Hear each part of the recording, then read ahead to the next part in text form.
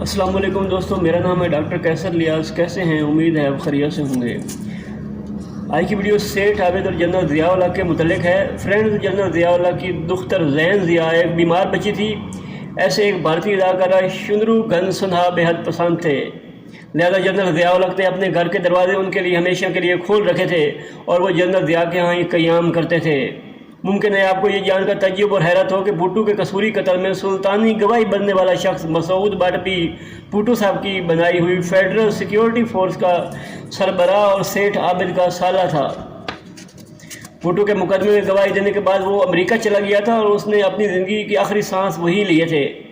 ادھر سیٹھ عابد کے دونوں بیٹے بھی جو امریکہ میں مقیم ہیں، ان دونوں کے درمیان گہری دوستی کی وجہ یہ بھی رہی ہوگی۔ کراچی میں ایک ادارہ ہے دیو اکیڈمی، جو اس قسم کے معذور بچوں کو امداد فراہم کرتا ہے۔ اس ادارہ کی منعقدہ ایک تقریب میں صدر پاکستان جنرل ضیاء اللہ سیٹھ عابد کے ہمراہ شریک تھے۔ منتظمین نے کوکا کولا سے مہمانوں کی تواضع کی۔ کوکا کولا پینے کے دوران اس کے چند قطرے سیٹھ عابد کے بش کوٹ پر گر گئے۔ واضح رہے کہ پتلون اور بش کوٹ سیٹھ عابد کا پسندیدہ لباس تھا۔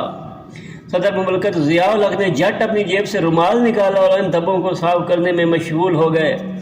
فرینڈ، سیٹھ عابد کا شمار ان سمگلروں میں ہوتا ہے جو پاکستانی تناظر میں سونے کی سمگلنگ اور سمگلنگ کی معیشت میں انتہائی اہم تھے۔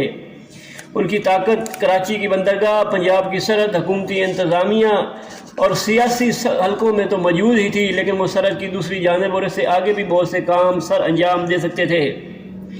لندن، دہلی اور دبئی میں عبوری رابطوں کے ساتھ سیٹھ عابد نے 1950 سے لے کر 1980 کے دوران انڈیا کی سونے کی سمگلنگ پر قائم اجارہ داری کو ختم کر دیا۔ سیٹھ عابد یہ تمام تر صلاحیتیں 1950 کی رہائی کے اواخر تک حاصل کر چکے تھے، جب ان کا سمگلنگ کا نظام لندن، دلی اور کراچی میں ایجنٹس کی طرف توجہ اپنی طرف مبذول کروانے اور پاکستان اور انڈیا کے مابین پنجاب کے سرحدی علاقوں میں پھیل چکا تھا۔ ایک مرتبہ سیٹھ عابد اور ماہی گیر قاسم بھٹی خلیج کے کسی ملک سے سونا سمگل کر کے پاکستان لا رہے تھے کہ جنرل ایوب خان نے 1958 میں مارشل لا نافذ کر دیا۔ دونوں نے مل کر بحیرہ عرب میں اس سمگل شدہ سونے کو چھپا دیا۔ قاسم بھٹی کی وفات کے برسوں بعد سیٹھ عابد نے سپریم کورٹ سے اس سمگل شدہ سونے کا مقدمہ جیت لیا اور یہ سارا سونا اس نے اپنے قبضے میں کر لیا۔ یاد رہے کہ اسی قاسم بھٹی نے کراچی کے ایک معروف ہوٹل فیڈرکس کیفیٹیریا میں صدر سکندر مرزا کی اہلیہ ناہید سکندر مرزا کو سونے کا ہار بھی پہنایا تھا۔ سونے کے بعد سیٹھ عابد نے غیر ملکی کرنسی کی سمگلنگ کا کام شروع کیا تھا کہ کراچی صدر میں واقع ریجنٹ پلازا ہوٹل کے مالک فیروز الدین ان کے گہرے دوستوں میں شمار ہوتے تھے اور سیٹھ عابد اپنی شامیں اسی ہوٹل میں گزارتے رہے۔ سیٹھ عابد نے سمگلنگ کے حق میں کئی فتوے دے رکھے تھے۔ ان کا کہنا تھا کہ سمگلنگ قانونی طور پر ایک جائز عمل ہے، یہ کوئی جرم نہیں ہے، اسے جرم بنا دیا گیا ہے۔ سیٹھ عابد نے لاہور میں ذہنی معذوروں کے لیے حمزہ فاؤنڈیشن اور قصور میں ایک ہسپتال بھی بنوایا ہوا ہے جہاں مریضوں کا مفت علاج کیا جاتا ہے۔ وہ اردو اور پنجابی کے علاوہ میمنی بولی پر بھی مکمل عبور رکھتے تھے۔ فرینڈ، سیٹھ عابد کے درجنوں حریف تھے، لیکن کسی کے پاس بھی ان جیسی صلاحیتیں اور روابط اور سرمایہ نہ تھا۔ ان کے بہت سے حریفوں کے برعکس سیٹھ عابد پر ان کے طویل کیریئر کے دوران کسی بھی فرد جرم عائد نہیں کی گئی، حالانکہ ان کے خلاف متعدد FIR درج کی گئی۔ 1974 میں کچھ ایسا ہوا جو کسی نے سوچا نہ تھا۔ لاہور شہر میں سیٹھ عابد کے رہائش گاہ پر پولیس کے ایک بہت بڑے چھاپے میں پاکستانی کرنسی جس کی مالیت 12.5 ملین تھی برآمد ہوئی۔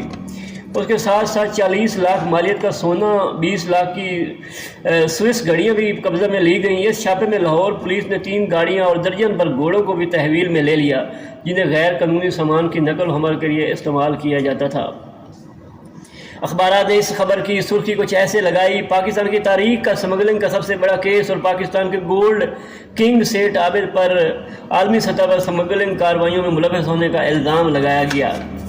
وزیر اعظم بھٹو نے سیٹھ عابد انٹرنیشنل سمگلنگ کیس کے لیے خصوصی ٹریبیونل قائم کیا۔ اس ٹریبیونل نے درجنوں گواہان کے بیان ریکارڈ کیے، جبکہ متعدد وارننگ کے باوجود سیٹھ عابد ٹریبیونل کے سامنے پیش نہ ہوئے۔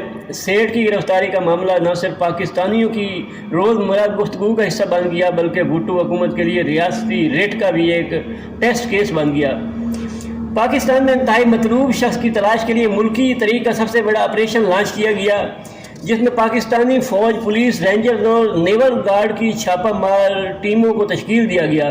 کراچی میں سیٹھ عابد کی رہائش گاہ پر بھی چھاپہ مارا گیا، جہاں سے بڑی تعداد میں غیر ملکی کرنسی اور سونے کی اینٹیں برآمد کی گئیں۔